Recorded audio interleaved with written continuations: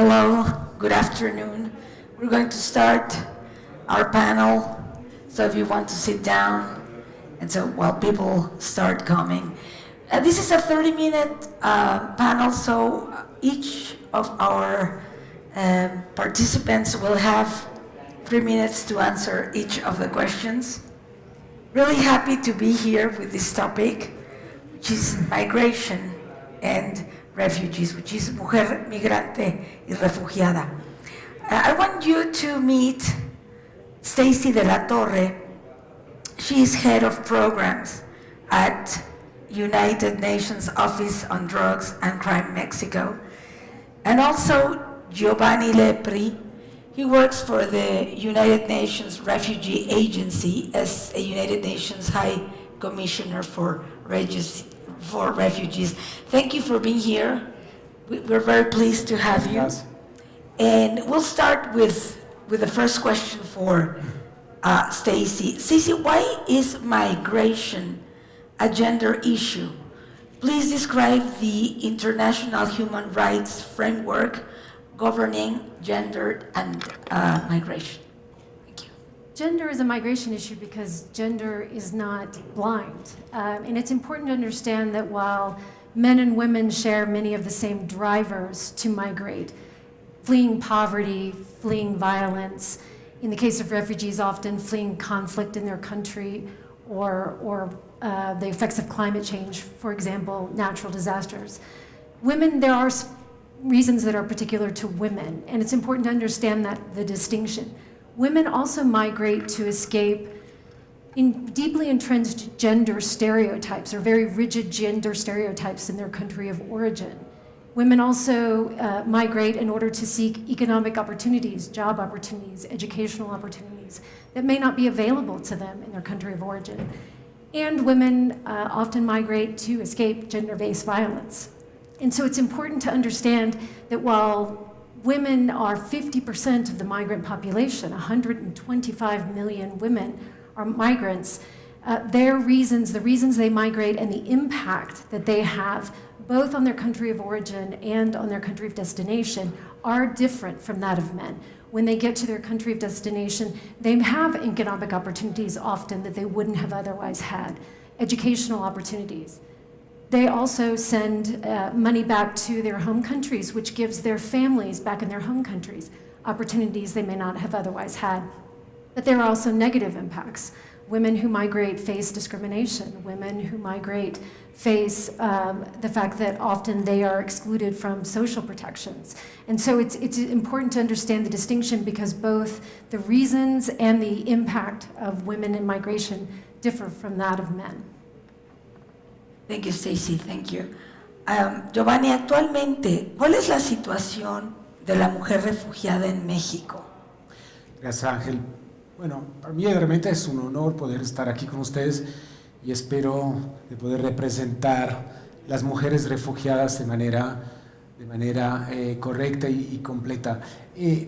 La situación de las mujeres refugiadas en México es muy complicada, es una situación donde hay oportunidades, pero también hay muchos riesgos. Y muchos de los riesgos, como decía Stacy, son muy similares a los riesgos mismos que han hecho que las mujeres huyeron de sus países y buscaran protección. Y lastimosamente, sobre todo el tema de la violencia de género es uno de los grandes temas. Y entonces es muy importante que hayan políticas, que hayan protecciones frente a el hecho que las mujeres muchas veces que ya están vulneradas por ser refugiadas, porque pues, la necesidad de dejar su país, de llegar a México como refugiada ya es una vulneración de derechos, pues están expuestas todavía a muchos riesgos.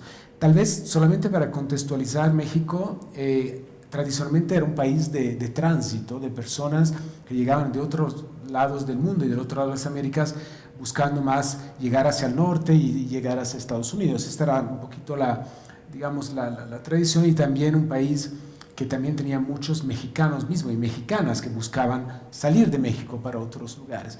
Y en los últimos años se ha transformado también en un país muy importante de destino de personas refugiadas, de mujeres refugiadas de varios lugares, lo hablaremos después, que buscan realmente establecerse, poder reconstruir su vida aquí en México. México en 2021 ha sido el tercer país al mundo, después de Estados Unidos y Alemania, con nuevas solicitudes de asilo, con 131,000 solicitudes de asilo, de los cuales, como bien decía Stacy, casi la mitad son mujeres. Hay que también notar que muchas de las mujeres que llegan y que encuentran, son reconocidas como refugiadas, son madres cabezas de hogar. Hay más o menos, solamente en el año pasado, 4,000 familias monoparentales, de las cuales 85% son familias monoparentales donde la cabeza de hogar es una mujer. Entonces todos los temas también que vienen, no solamente con restablecerse en un nuevo país, pero también qué hacer con los hijos, cómo poder encontrar un trabajo si tienes que ocuparte de tus hijos, y todos los temas que vienen con una responsabilidad mayor y más complejas que en muchísimos casos tienen las mujeres. También es un país de oportunidades. Yo creo que esto, bueno, lo hablaremos después, no quiero extenderme mucho, pero también México, con todos sus contrastes y toda su complejidad, también ofrece posibilidades reales para personas refugiadas y para mujeres refugiadas de reconstruir sus vidas. Pero ya me adelanto un poco, esto es posible solamente si se le brindan las herramientas para hacerlos. Y esto es un esfuerzo de la sociedad en su complejo, de poder brindar las herramientas. Y las mujeres, no es inútil que lo diga yo, son extremadamente valientes y capaces de aprovechar de estas herramientas. Pero si estas herramientas no existen, y entonces ahí sí la situación se complica. Y hay, por ejemplo, aquí termino, en el sur del país donde llega la mayoría de las personas refugiadas, llegan a Chiapas. La alta mayoría es también uno de los estados más pobres y ya con más limitaciones respecto a muchos otros estados del país, y el proceso de asilo prevé que las personas que llegan tengan que quedarse en el estado donde han hecho su solicitud para todo el periodo de análisis de su solicitud. Esto puede ser 4 o 5 meses, con toda la limitación de encontrar trabajo y poder tener un desarrollo, digamos, económico que les permita de restabilizarse. Gracias. Muchas otras cosas, pero... Oh, no, gracias, Giovanni. Sí, continuamos y lo vamos a platicar. And this is very interesting, Stacy, because I'm listening that my country is in the top 3 list of, it's the third. And while you are going to explain it afterwards, and this is not the next question, but I would like to ask you two questions right now. The first one is, why do you think Mexico has become, because it's very important that it's in that list, it's number 3. And the second question will be, what are the drives and the impact of migration for women and girls as well? So if you look at the context of women in migration, as Giovanni said, the situation has changed, but you see there are normal trafficking flows, migration flows that follow a typical pattern. So generally they go from less developed countries to more developed countries, to more rural areas, from more rural areas to more urban areas. So from Eastern Europe to Western Europe, from countries in South America to the Southern Cone countries, from Central America north to Mexico, the United States, and Canada. And what you've seen is as Mexico has become more and more developed, it's a G20 country, there are individuals who are taking advantage of that opportunity, the opportunity that Mexico now offers. And Giovanni has really good examples of how the private sector has begun to appreciate the value of migrants. But it's important to note that the benefits of women in migration go in both directions. So if you think about the fact that women migrating to a new country, there's study after study that says that migrants contribute positively to the economy of their destination country. And they often fill a niche in the labor market, for example, that the destination country finds hard to fill in agriculture or in domestic work. And so what their migration into that country is an actual benefit to the destination country. And when you think about their country of origin, women send remittances back to their country, money sent from migrants back to their home country. Women account for 50% of the remittances. And in a lot of developing countries, remittances are the second largest source of income for that country. The money that's flowing back into that country is allowing these families to build a house that they might not have otherwise been able to build, to pay school fees that they might not have otherwise been able to pay. And so that money is funding the economy. But despite the fact that women migrants are benefiting their country of destination and benefiting their country of origin, they often experience discrimination. They experience the fact that they don't have social protections, often in the country of destination. For example, they don't have health care protections or social security, pension protections. And so it's important to understand the contribution, to appreciate what refugees and migrants bring to a country so that countries can make decisions that take that into consideration in light of their contributions, to make political decisions that appreciate the contributions that they make. Thank you, very interesting. It's interesting that companies are starting to be interested in helping these people. Maravilloso para ayudarnos a crecer como país en esta multiculturalidad. Y comentabas, Giovanni, y en ese track of thought que traías, esa línea de pensamiento, si quieres continuar lo que estabas comentando sobre México y además decirnos de dónde llegan la mayoría de las mujeres refugiadas a este país. Gracias. Bueno, como decía Stacy, la situación ha venido cambiando. Empezaría con esta parte de la pregunta. Hace unos años, las personas que llegaban pidiendo refugio en México y ser conocidas como refugiados, la alta mayoría llegaba desde el norte de Centroamérica, desde El Salvador, Honduras, Guatemala, y casi digamos que la mayoría venía de estos tres países. Y lastimosamente, los números de países de origen de personas que piden asilo en México está aumentando constantemente. Entonces esto nos da también una idea de cómo la situación geopolítica regional lastimosamente no se está estabilizando, sino está yendo hacia más inestabilidad, más complejidad y entonces más necesidad de personas de abandonar sus tierras, sus casas, sus familias, sus entornos para buscar reencontrar la seguridad, la protección en otros países. Y ahí creo que México es importante que sí se está volviendo siempre más un país donde con todos los caveats y todos los elementos que hay que poner en consideración, pero sí se está volviendo siempre más un país donde esto es posible. Entonces, los países, les mencionaba antes, se añadieron, bueno, tenemos todo el tema de Venezuela, es un tema claramente que está muy, al día de hoy. Hemos tenido el año pasado una llegada masiva de personas haitianas, de nacionalidad haitiana, muchas mujeres cabezas de hogar que habían pasado algunos años en Chile, en Brasil y por una serie de razones habían tenido que después dejar estos países y seguir en su camino en busca de una estabilidad y de una reconstrucción. Pero tenemos personas de Nicaragua, de Cuba, y este año, al principio de este año, la Comisión para Refugiados ya ha registrado personas de 37 diferentes nacionalidades, de las cuales algunas nacionalidades africanas que nunca se habían escuchado en México. Personas que llegan en unos trayectos complejísimos desde países alejados como puede ser Somalia o Ghana, Togo, otros países de África. Entonces, realmente como en este momento México y sobre todo la frontera sur de México, vuelvo un poco al tema de Chiapas, se ha vuelto un poco el punto de llegada de una población en movimiento de la cual muchas son mujeres que no solamente está buscando seguir su camino, pero está buscando encontrar la posibilidad de restablecerse. Y lo que decíamos, sí, México efectivamente está ofreciendo esta posibilidad porque además, y ahí me gustaría decir que no son tantos las empresas que están ayudando personas refugiadas, sino hay un encuentro de necesidades.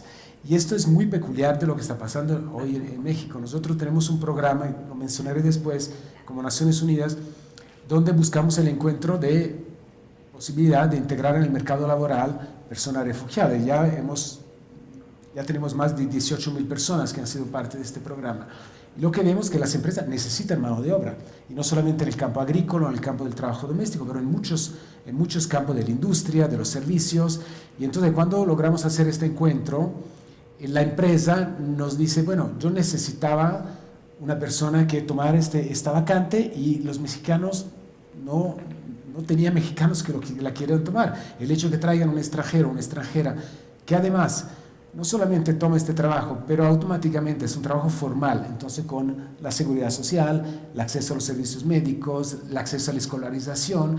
Entonces es realmente un encuentro entre la necesidad de la empresa que necesita trabajadores y las personas extranjeras que a través de este encuentro pueden realmente empezar a reconstruir su vida. Y tengo unos testimonios maravillosos de realmente familias que cuando las visitas en Monterrey, en Puebla, en San Luis de Potosí, tenemos 10 diferentes lugares de destino, te dicen, yo reconstruí mi vida y ahora tengo una vida social, una vida del ámbito laborativo, en el ámbito de las amistades, que es muy similar o hasta mejor de la que dejé. Nadie quiere salir forzadamente de su lugar, pero hay personas que al final logran restablecerse de manera eficaz. Entonces, en ese sentido creo que hay que reconocer las dificultades, pero también los avances. Y son más de 250 empresas, de las cuales algunas, bueno, no voy a hacer publicidad a empresas, pero algunas grandes empresas muy conocidas que están en este programa y que todos los días están recibiendo personas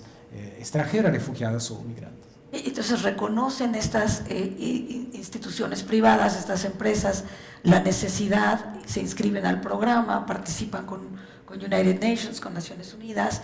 Y me llama mucho la atención, Giovanni, comentas que se replica un poco el modelo que pasa en México, ¿no? Mexicanos que buscan en otros lugares oportunidades y que esos países se los dan porque sus oriundos no querían hacer esa labor, y aquí sucede lo mismo.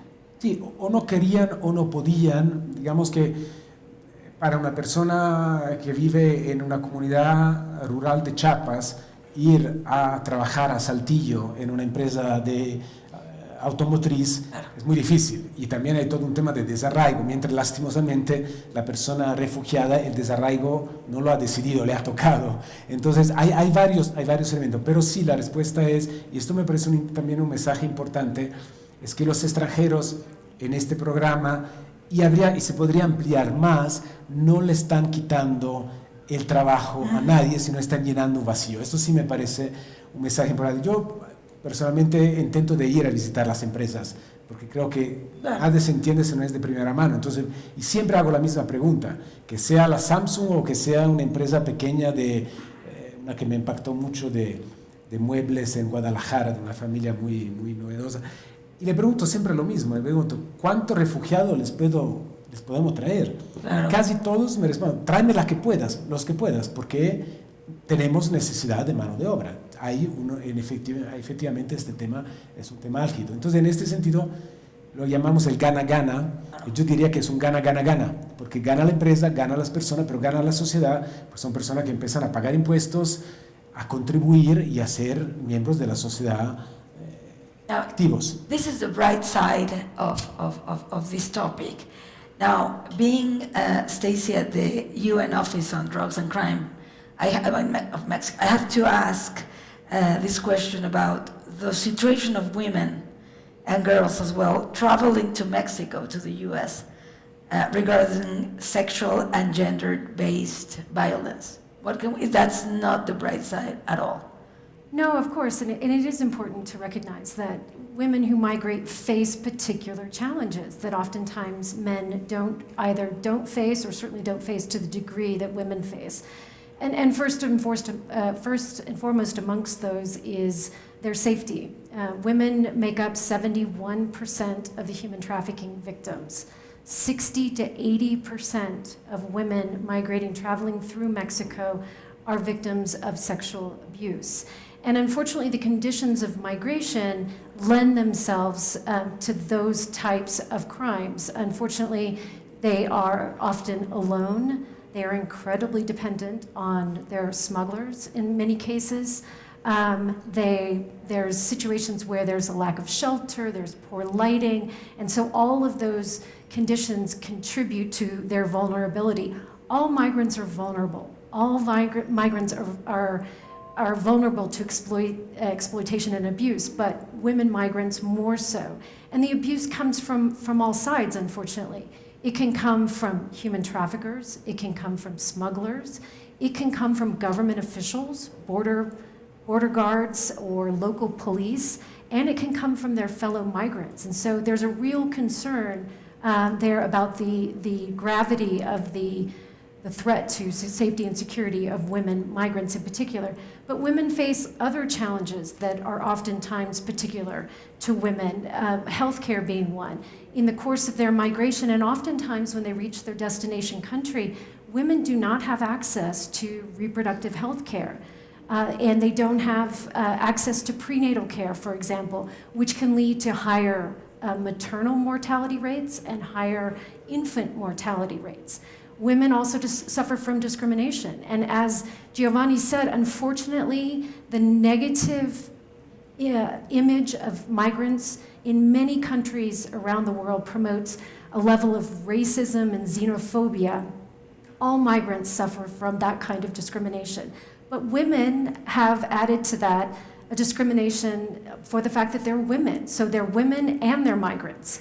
And then if you have women from a particular ethnic group, for example, an indigenous women or a black migrant woman immigrating to the United States, they have all three levels of discrimination, which can make it really hard for them to get housing or to get employment.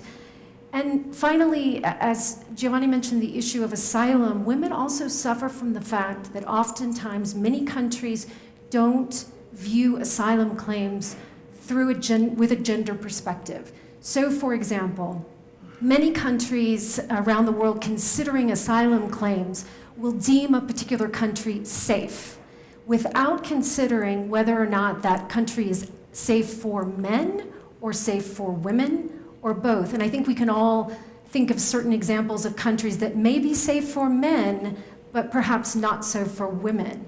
And finally, a lot of countries don't consider gender-based violence as a basis for an asylum claim.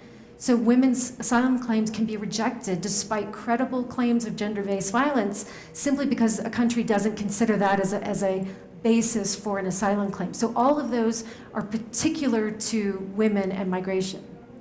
Thank you. And I know it's your time to answer another question, Giovanni, but I think this one comes right now after what you have said, the one of the nexus between migration and smuggling of migrants and trafficking in persons.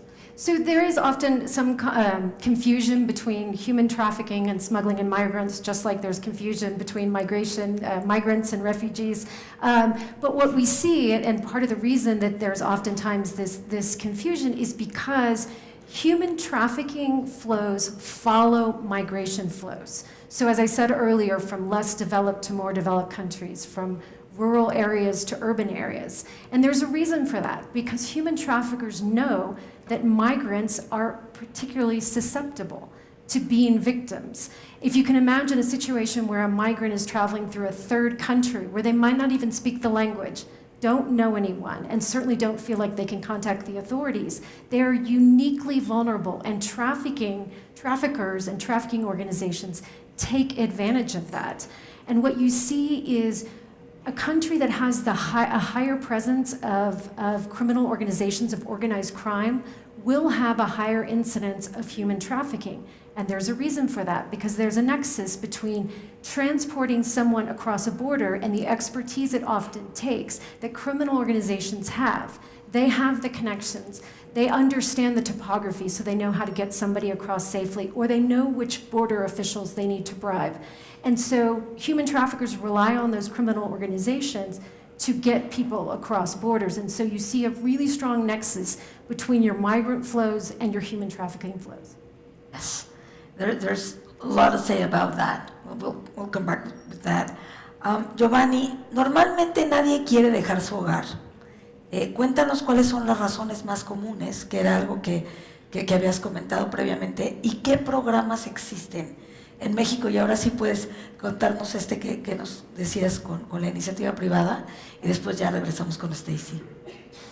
Sí, pero tal vez no uso palabras mías para empezar a responder, sino las palabras de una poeta somalí refugiada que decía: nadie pone sus hijos en un barco si no crees que el mar es más seguro que la tierra.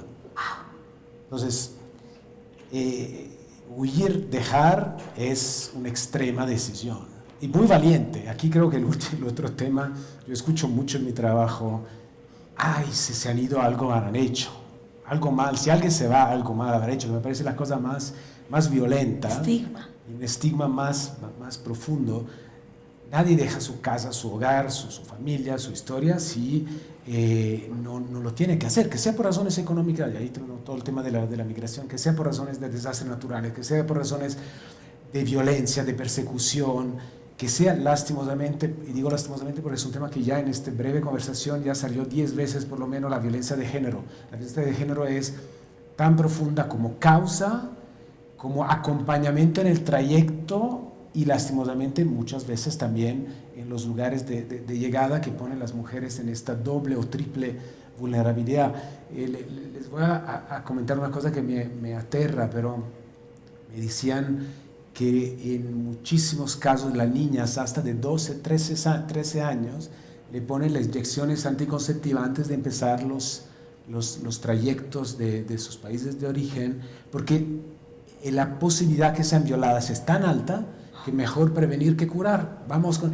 Y esto también es una cosa que no... Yo tengo dos hijas de 13 y 12 años y un hijo más pequeño, y claramente como padre, aparte todo, pues directamente pienso a qué significa para una madre decir... Entonces, es solo si el mar es más seguro que la tierra que uno toma esta decisión. Entonces, creo que primero que todo tenemos que quitar también otros estigmas. Las refugiadas o los refugiados no son refugiados o refugiados, son padres, madres, arquitectos, ingenieros, agricultores, hinchas de fútbol, son personas como somos todos nosotros, y lo vemos últimamente. Yo lo vi cuando veía llegar las familias sirias en Grecia, en mi lugar donde estaba antes, pero lo veo ahora cuando ves las familias ucranianas que cruzan a Polonia, a otros países. Podemos ser todos nosotros.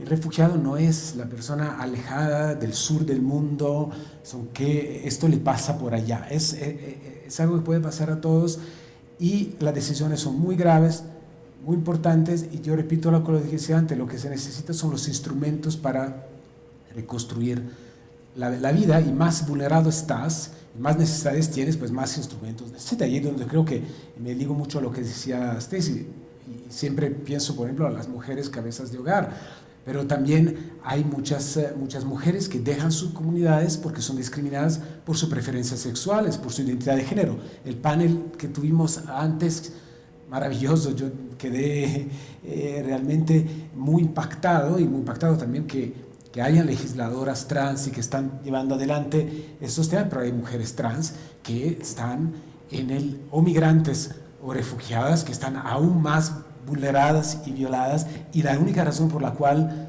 tuvieron que dejar sus comunidades era porque eran no solo discriminadas, cuesta riesgo de vida.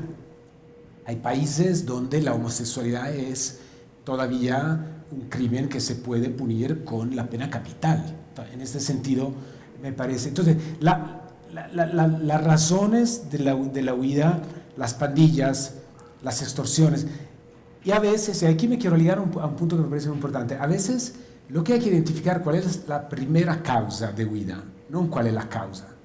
Y esto es la complejidad, y cómo el mundo lastimosamente no está yendo tanto en la buena dirección, sino en muchos casos no, la dirección contraria, porque a veces yo le pregunto a una mujer refugiada o solicitante de asilo, pero ¿por qué dejaste tu casa? Porque perdí el trabajo. Bueno, migrante económica. Pero después le hace la segunda pregunta, dice, ¿pero por qué perdiste el trabajo? No, porque con los desastres naturales del año pasado, las pandillas que controlan el barrio han subido, la llaman las vacunas, las extorsiones, ya no lo podía pagar, entonces perdí el trabajo y me fui. Bueno, esto sería una causa muy claramente de una persona para ser reconocida como refugiada. Entonces, un poco una respuesta complicada a una demanda relativamente sencilla. Son muchas las causas, y a veces estas causas se suman en una causa de expulsión. ¿Y qué puede hacer México? México es un país que en una región donde hay países muy pequeños, con economías muy pequeñas, es en las 15 economías principales del mundo. Tiene 130 millones de habitantes.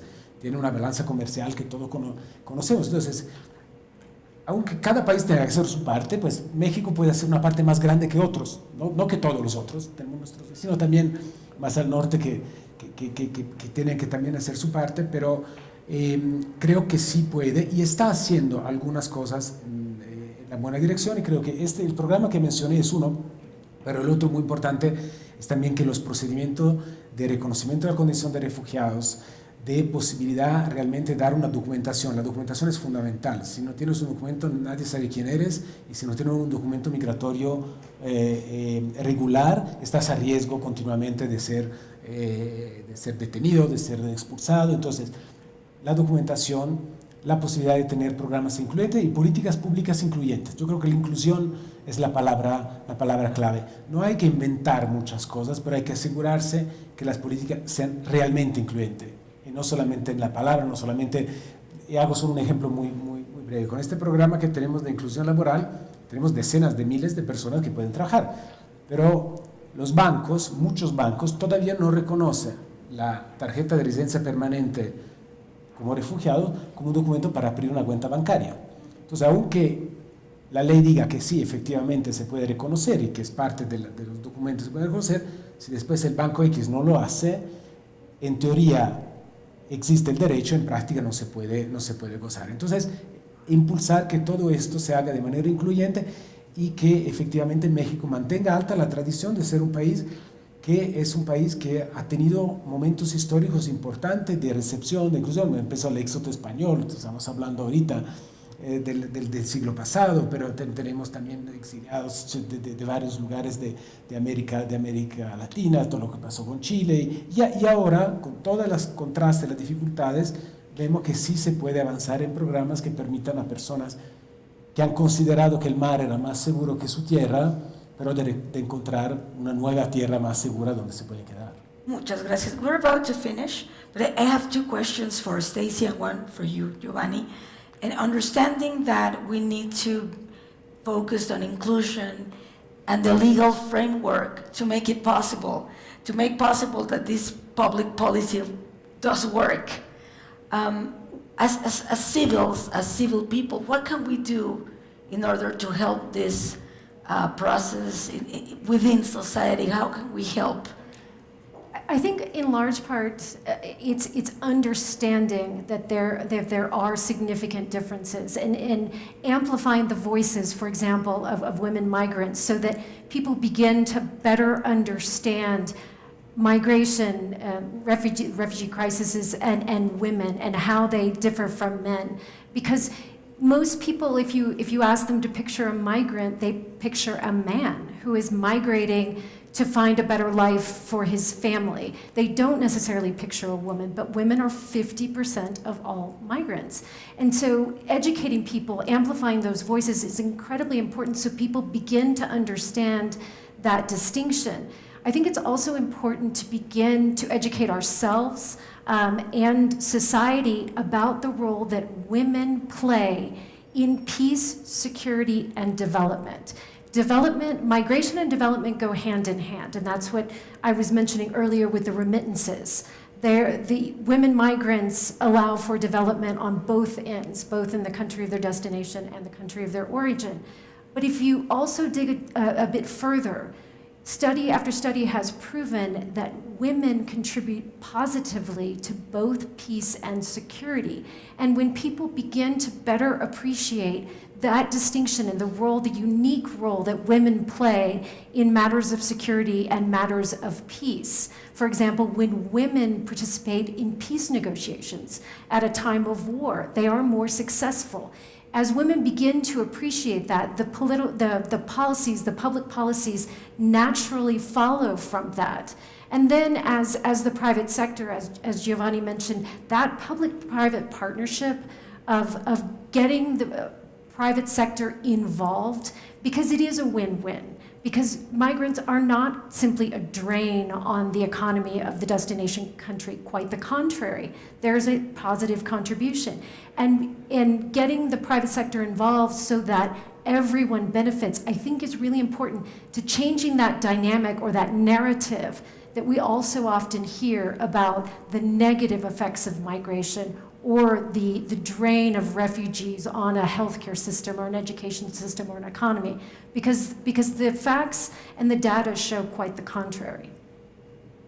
That's a beautiful answer. I mean, to make it visible, to talk about it, and to change stigmas. And the last question for both, and we just have 1 minute, like 30 seconds for each, would be, with the war in Europe between Russia and Ukraine, do you think Mexico will or what will or should be our role? What did you expect about that? And I'm asking it since it is happening as we speak.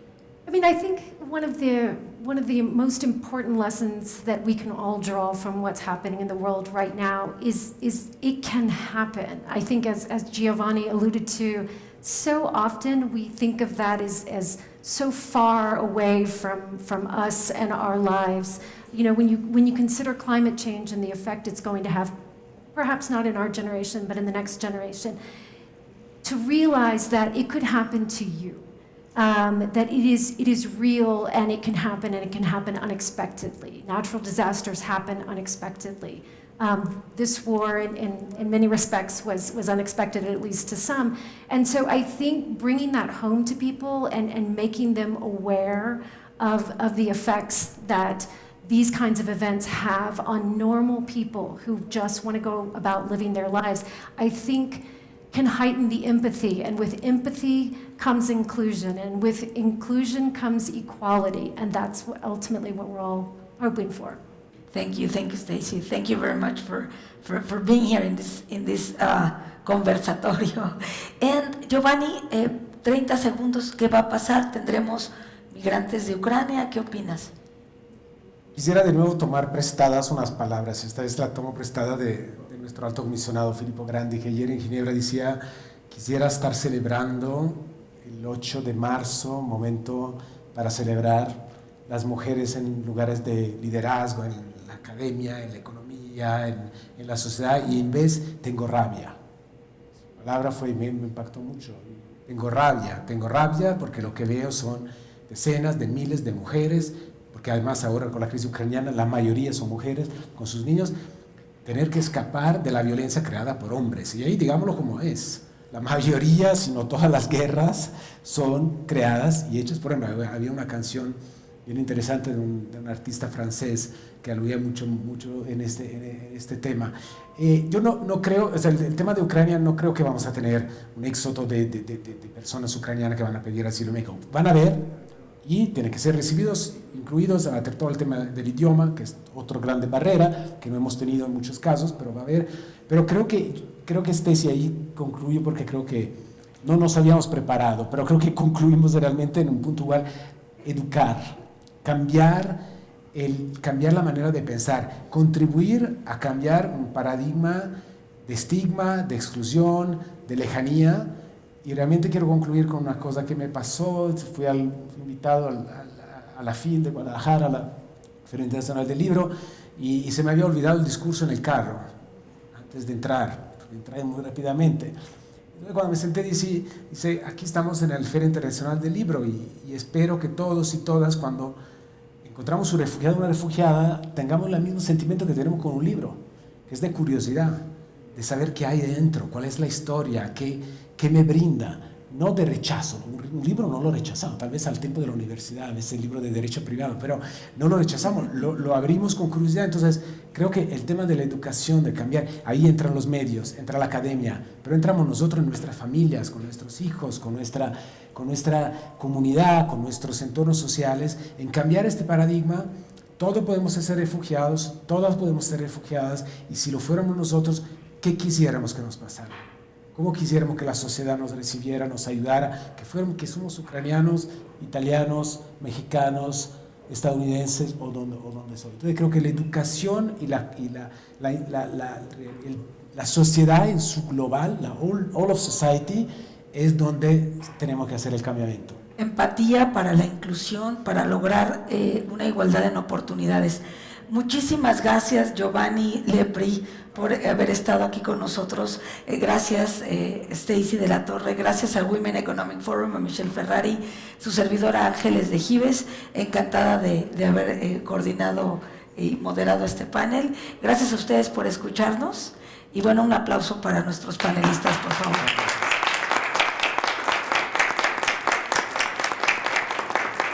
Thank you very much.